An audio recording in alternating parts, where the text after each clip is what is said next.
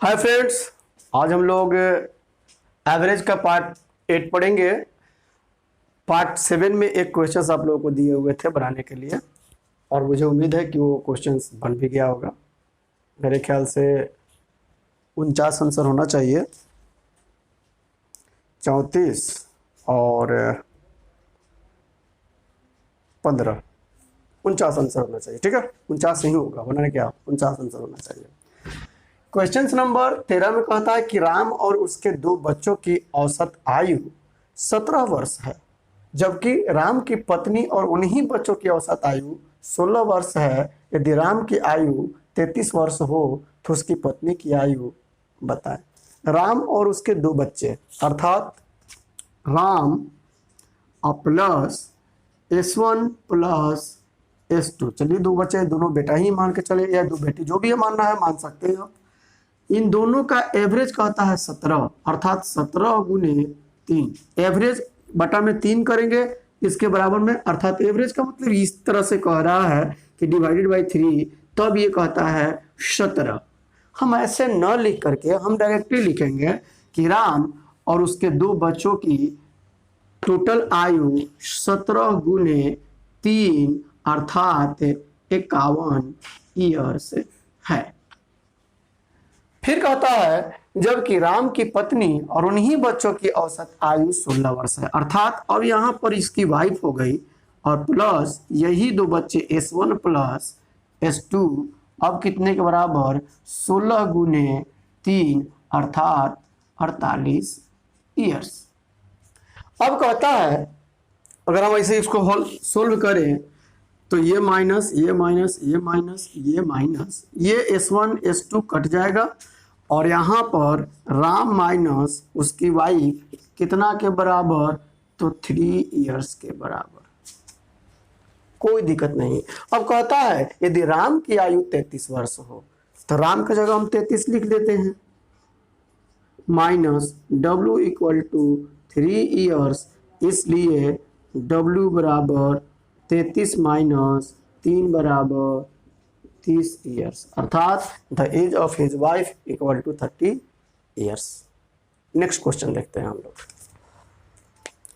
Question number 14 में कहता है कि चार संख्याओं में से पहली तीन का औसत 15 है। पहली तीन का औसत, चार संख्याओं में से पहली तीन का औसत अगर हम देखें, मान लीजिए चार संख्या A B C और D है, तो पहली तीन अर्थात A plus B plus C 15 3 45 हम लोग कह सकते हैं। और फिर कहता है और अंतिम तीन का औसत 16, अंतिम तीन का मतलब B C और D अंतिम तीन 1 2 3, इनका औसत कहता है 16, अर्थात 16 3 48। अगर हम माइनस करें तो क्या मिलेगा हमको, A minus D equal to -3। अब कहता है यदि अंतिम संख्या 19 है, अर्थात D का मान 19 दिया हुआ है, तो A माइनस 19 बराबर -3, इसलिए फर्स्ट नंबर 19 माइनस 3 बराबर 16 जाएगा आंसर। इसमें कहीं से कोई दिक्कत नहीं होनी चाहिए। नेक्स्ट क्वेश्चन हम लोग देखेंगे। अब क्वेश्चन नंबर आप लोग का 15 में कहता है कि 9 संख्याओं का औसत 50 है, पहली 5 संख्याओं का औसत 54 है और अंतिम 3 संख्याओं का औसत 52 है, तो छठी संख्या बताएं। अगर मान के चलते हैं, कहता है कि 9 संख्याओं का औसत 50 है, टोटल 9 संख्या, तो 9 गुने अगर हम 50 करेंगे तो टोटल 450, अर्थात जो 9 संख्या है उसका योग 450 आएगा। अब कहता है कि फर्स्ट 5 संख्याओं का औसत, अर्थात 5 संख्याओं का औसत कहता है 54, अर्थात अगर हम इसको गुना करें तो 5 का 20, 50 25 और 2 27। अब बचा कितना भाई, घटाते हैं हम लोग तो 0, 15 में 7 गया 8 और यह 1। फिर कहता है और अंतिम 3 संख्याओं का औसत 52 है, 3 गुने फिर अगर हम 52 करें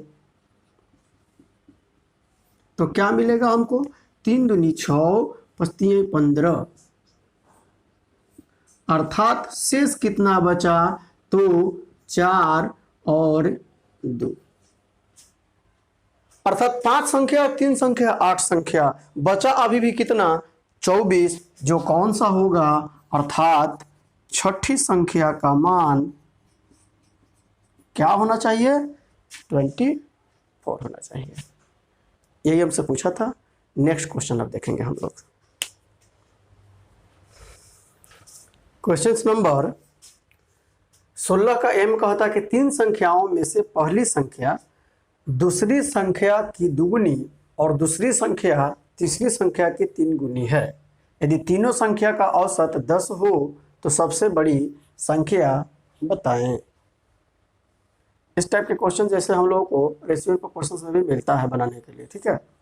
तो कहता है कि यहाँ पर कंपैरिजन पहले किया कि पहली संख्या दूसरी संख्या की दुगुनी, फर्स्ट नंबर जो है वह सेकेंड नंबर का कहता है दुगुनी है, अर्थात पहली संख्या दूसरी संख्या के दुगुनी। अगर दूसरी संख्या को हम 1 माने तो पहली संख्या 2 हो जाएगा, इसमें कहीं से कोई दिक्कत नहीं होनी चाहिए। फिर कहता है और दूसरी संख्या तीसरी संख्या की 3 गुनी, जबकि यही सेकेंड नंबर का कंपेयर फिर हमसे थर्ड नंबर से कर रहा है, अर्थात यह 1 है तो यह कितना? 3 है। और इस तरह से आप लोगों को हम रेशियो निकालना बतलाए हुए हैं, जो कॉमन हो उसका एलसीएम ले लें। तो 3 1 का एलसीएम 3, इसमें 1 से गुणा करेंगे तो 3 आया, तो यहाँ भी 1, और इसमें 3 से करेंगे तो यह 3 दूनी 6।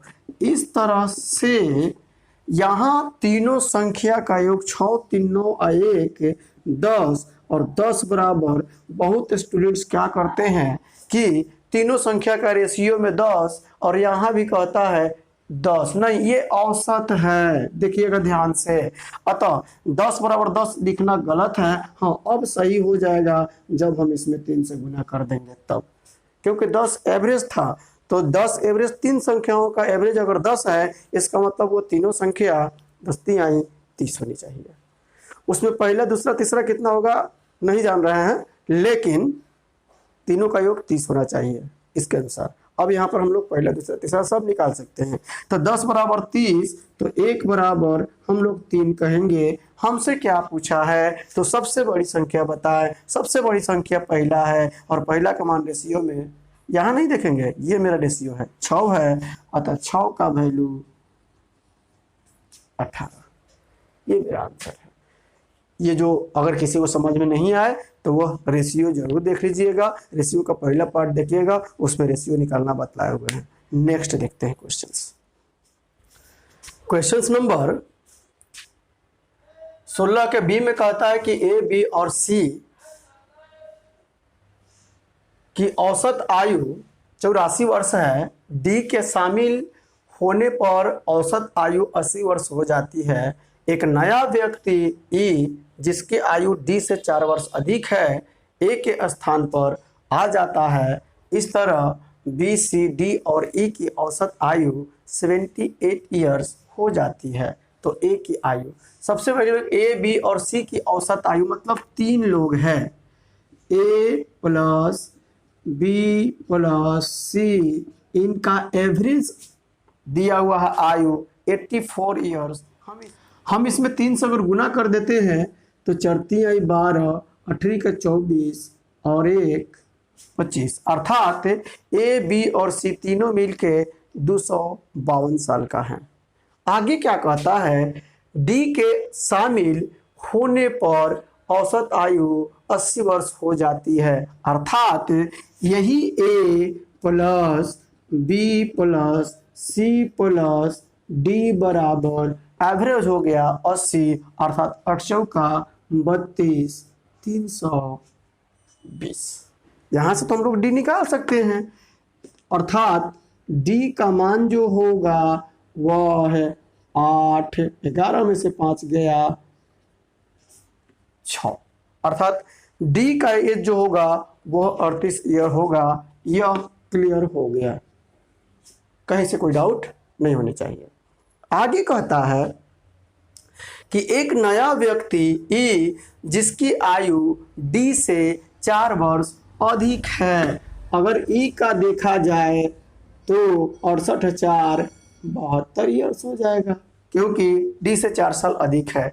ए के स्थान पर आ जाता है, इस तरह बी सी डी और ई की औसत आयु 78 ईयर्स हो जाती है। अर्थात अब कहता है B plus C plus D plus E, इनका औसत आयु 78 ईयर्स, अर्थात 8 चौका 32, 7 चौका 28 और 3 31। यहां से एकदम बिल्कुल दिक्कत नहीं होनी चाहिए। फिर से देख लीजिएगा, तीनों का एवरेज दिया था और 84, 3 से गुना कर दिया था, तीनों हो गया 252 का, डी आ गया 320 हो गया, अर्थात यहां से हम डी निकाल लिए 68 साल। ई के बारे में इंफॉर्मेशन है कि वह डी से 4 वर्ष अधिक है, 4 जोड़ दिए 68 में 72 साल हो गया। फिर कहता है 4 व्यक्ति बी सी डी और ई का एवरेज आपको दिया हुआ है 78, हमने 4 से गुना कर दिया 312। अब क्वेश्चन पूछता है तो ए की आयु बतलाइए। तो यहां से देखिएगा, आप ध्यान से देखिए, यहां पर जो दिया हुआ है डी और ई का आयु, ठीक है, यहां से डी और ई का जो आयु दोनों को मिला दिया जाए, अर्थात ये दोनों को अगर हम मिला देते हैं 68 प्लस 72, तो क्या बचेगा? इसलिए हम कह सकते हैं बी प्लस सी बराबर 312 माइनस इन दोनों को 7 दूनी 140, और यहां पर ए प्लस बी प्लस सी बराबर तो हमको 252 मालूम है, ये है। अतः हम क्या करेंगे, यहां लिखेंगे 2, 11 में से 4 गया 7, 1, अर्थात ए बी और सी तीनों मिलके 252, जबकि बी सी मिल करके 172, इसलिए ए बराबर हम लोग 252 में से 172 घटाएंगे, एक मान मिल जाएगा, अर्थात 0, इसके बाद में 15 में 7 गया 80 साल। तो थोड़ा सा लॉन्ग है, इधर उधर किया हुआ है, मेंस टाइप के क्वेश्चंस है, इसलिए घबराने की जरूरत नहीं है। वीडियो एक बार 2 बार देखिए, जरूर समझ में आएगा। जब आप लिखिएगा तो हो सकता है 1 मिनट के अंदर बन जाएगा, ठीक है। आपको समझा रहे हैं इसलिए सर इतना हो सकता है टाइम वेस्ट हुआ हो। नेक्स्ट क्वेश्चन नंबर 17 में कहता है कि एक लड़के ने देखा कि संख्या 16 के स्थान पर 61 लिखने पर 20 संख्याओं का औसत 35 है, तो 20 संख्याओं का सही औसत क्या है? 16 के जगह उसने क्या किया है, 61 लिखा है, जिसके वजह से 20 संख्याओं का एवरेज 35 आया है। यदि वह 16 के जगह 16 ही लिखा होता तो एवरेज क्या होना चाहिए? राइट आंसर आपको बताना है। तो ध्यान रहे, जब छोटा डिजिट से बड़ा डिजिट करेगा तो एवरेज बढ़ेगा, और उसको सही अगर करेंगे तो मेरा एवरेज कम जाएगा। जस्ट उल्टा, यदि छोटा संख्या है या बड़ा संख्या उसको छोटा लिखेंगे तो एवरेज कम होगा, अर्थात रियल में आंसर उससे ज़्यादा होना चाहिए। तो देखिए 16 के स्थान पर 61 लिखा गया, 16 होना चाहिए था, हुआ कितना? 61। इंक्रीजमेंट कितना का हुआ?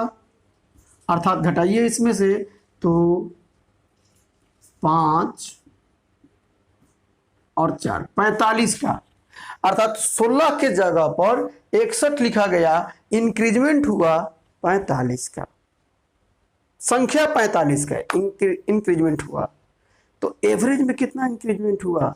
इसलिए जितना टोटल संख्या है 20 संख्या है, हमने इसमें भी 20 से भाग कर दिया, यह एवरेज इंक्रीजमेंट मिला, अर्थात हो जाएगा यदि इसको हम लोग करें तो 2 5, अर्थात 2.25। कहीं से कोई दिक्कत नहीं होनी चाहिए। तो इतना एवरेज में इंक्रीजमेंट हुआ, मेरा एवरेज आया कितना था, तो 35। इसलिए रियल एवरेज क्या जाएगा, रियल एवरेज बढ़ा के, ये बढ़ा हुआ है क्योंकि 16 से बढ़ा के 61 लिखे हुए, बढ़ा हुआ एवरेज है, इसलिए मेरा राइट आंसर क्या जाएगा, तो 35 माइनस 2.25 इक्वल टू 32.75। अब हम लोग नेक्स्ट क्वेश्चन देखते हैं। क्वेश्चन नंबर 18 में कहता है कि एक परीक्षा में 22 परीक्षार्थियों द्वारा प्राप्त औसत अंक 45 है। पहले 10 परीक्षार्थियों के औसत अंक 55 है और अंतिम 11 का औसत अंक 40 है, तो 11वें परीक्षार्थी द्वारा प्राप्त अंक बराबर व्हाट। तो टोटल 22 परीक्षार्थी हैं, इनका औसत टोटल 22 जो हो, इनका एवरेज 45 है। इसका मतलब 22 गुने 45, 45 दूनी 90, 45 दूनी 90, 99, अर्थात टोटल अंक 990 अंक प्राप्त हुआ है इन 22 विद्यार्थियों के द्वारा। कहता है पहले 10 परीक्षार्थियों के औसत अंक 55, फर्स्ट 10 का औसत कहता है 55, अर्थात 510। अभी भी मेरे पास कितना बचा, 044, अर्थात 440। और अंतिम 11 का औसत कहता है 40, अर्थात 11 गुने 40 बराबर 44। अब कितना बचा भाई, तो 0। तो 10 गो 11 गो 21 गो 11वां का पूछा है, बचा क्या, 0। अतः क्या पूछता है, 11वें परीक्षार्थी द्वारा प्राप्त अंक क्या है, आंसर क्या मारेंगे हम लोग, 0। कोई दिक्कत नहीं होनी चाहिए।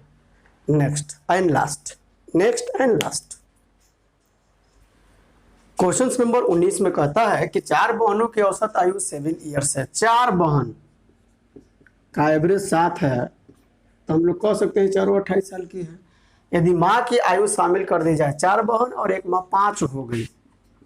अब क्या कहता है, तो औसत आयु 6 ईयर्स बढ़ जाता है। पहले 7 था, 6 बढ़ गया, 7 6 13 हो गया, अर्थात माँ के आने से इन 5 का टोटल आयु 13 5 65 ईयर्स हो गया। तो माँ का पूछा है, जब ही इन दोनों का अंतर निकालेंगे तो अर्थात कितना हो जाएगा, 15 में से 8 गया 7 और 5 में से 2 गया 3, अर्थात माँ का एज जो होगा